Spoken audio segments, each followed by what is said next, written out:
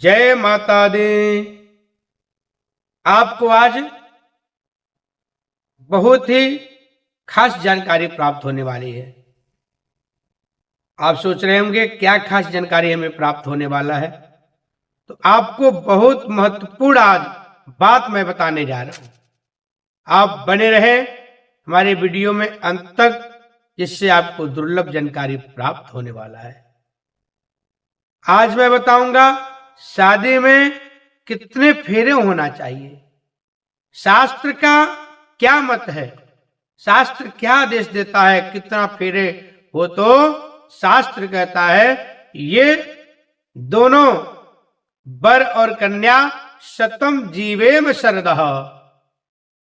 शतम जीवेम शरदः मतलब हो गया ये शादी जो हो रही है भगवान का आशीर्वाद है, पितरों का आशीर्वाद है और ऋषियों का आशीर्वाद है, ब्राह्मणों का आशीर्वाद है और ये सारी समाज का आशीर्वाद है। ध्रुव तारा को साक्षी मान करके शादी संपन्न हो रहा है। तो ये लोग शतम जीवेम शरदः 100 साल तक ये जीवित रहे, 100 साल तक ये जोड़ी बनी रहे और इनके बच्चे भी दीर्घ आयु हो, बच्चे भी तेजस्वी हो और उच्च विद्या प्राप्ति वाले हो। ये शास्त्र का नियम है और शास्त्र का वाक्य है और शास्त्र का ये आशीर्वाद है।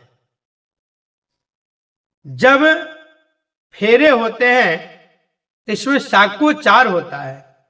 साकोचार का मतलब जब कन्या वर को कन्यादान किया जाता है, कन्या का हाथ वर के हाथ में दिया जाता है, तो वहां पे साकोचार होता है। साकोचार का मतलब हुआ जो हमारे पूर्वज हैं, जो हमारे पितृ हैं, उनको मिलान करना, कन्या को वर पक्ष में मिलान करना और पितरों को वहां पे प्रार्थना करके पितरों से आग्रह किया जाता है, उनसे आज्ञा लिया जाता है, हे हमारे पितृदेवता आप लोग अपना विशेष आशीर्वाद बनाए, क्योंकि बिना पितरों के आशीर्वाद से कुछ भी संभव नहीं है। और आप लोगों को पता है देव ऋण, पितृ ऋण और ऋषि ऋण से जल्दी कोई मुक्त नहीं हो पाता है। तो इसीलिए विवाह करना चाहिए। विवाह करने के बाद भी पूरा प्रयत्न करना चाहिए एक पुत्र अवश्य प्राप्त हो, एक पुत्र अवश्य जन्मे। इसका भी पूरा तरीके से उपाय करना चाहिए। अगर आपको कई बार होता है बाई चांस बच्चे केवल लड़कियां होती हैं, तो उनको भी चाहिए, शास्त्र भी कहता है एक पुत्र अवश्य पैदा करना चाहिए जो आपके कुल के नाम देगा, कुल के नाम को वह जागृत रखेगा, आपका वंश पीढ़ी दर पीढ़ी चलेगा।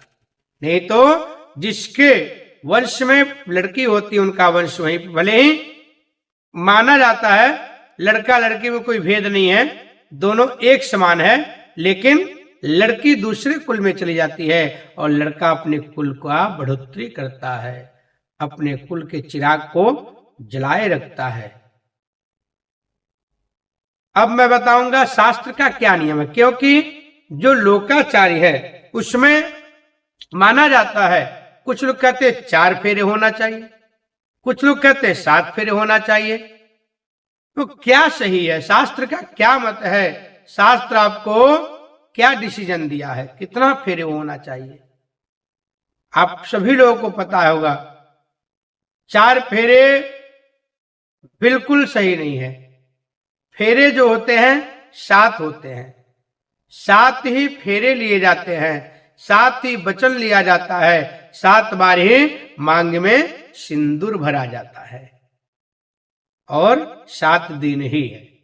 7 दिन मिलकर के ही महीना होता है, 7 दिन मिलकर के साल होता है।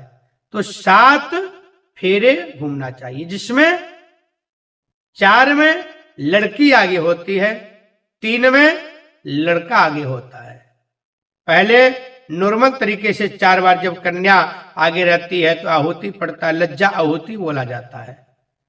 और एक होता है बिना देखे हुए आहुति डाला जाता है, लड़का लड़की का, वर और कन्या का, दोनों का आंख बंद कर दिया जाता है और आंख के सामने कोई ऐसा कपड़ा लगा दिया जाता है जिससे वो लोग देख ना पाए, बिना देखे एक लज्जा आहुति किया जाता है। फिर आता है ओम भगाय स्वाहा। ये होता है 5वें में, जब लड़का आगे आता है, 4 बार लड़की आगे घूम लेती है, फिर 5वें में लड़का आगे आता है, ओम भगाय स्वाहा। फिर बिल्कुल जो है कंटिन्यू परिक्रमा करना होता है, 3 बार फेरे लेना होता है, फिर आपका 7 फेरे पूरा हो जाता है। फिर कन्या अपने जगह पे, वर अपने जगह पे बैठ जाते हैं। उसके बाद सप्तवचन होता है, सप्तवाक्य होता है। सप्तवाक्य के बाद पग फेर होता है, एक दूसरे को देखते हुए स्थान चेंज करके फिर वाम अंग कन्या आ जाती है जब वचन ले लेती है। फिर सिंदूरदान होता है। इस तरह से फेरे का प्रक्रिया है और 7 ही फेरे लेने चाहिए। मैं बार बार बता रहा हूं, शास्त्रों का जो आदेश है, शास्त्र 7 फेरों को शास्त्र ने अनुमति दे रखा है और शास्त्र का आज्ञा भी है। 7 फेरे से ही ये जो दाम्पत्य जीवन है, ये जो गृहस्थ आश्रम है, 7 फेरे से ही इसका सारा कुछ जुड़ा हुआ है। अगर आप लोगों को कुछ और भी जानकारी प्राप्त करना है या जैसे फेरे के लेकर के आज चर्चा हो रहा है, इसमें आप कुछ ज्यादा डिटेल में जानकारी चाहते हैं तो आप जो है कमेंट के माध्यम से भी पूछ सकते हैं और नीचे दिए गए नंबर पे भी संपर्क करके जानकारी ले सकते हैं। आप लोग कमेंट के माध्यम से जरूर बताएं आपको यह वीडियो कैसा लगा और कमेंट में जय माता दी अवश्य लिखें। जय माता दी।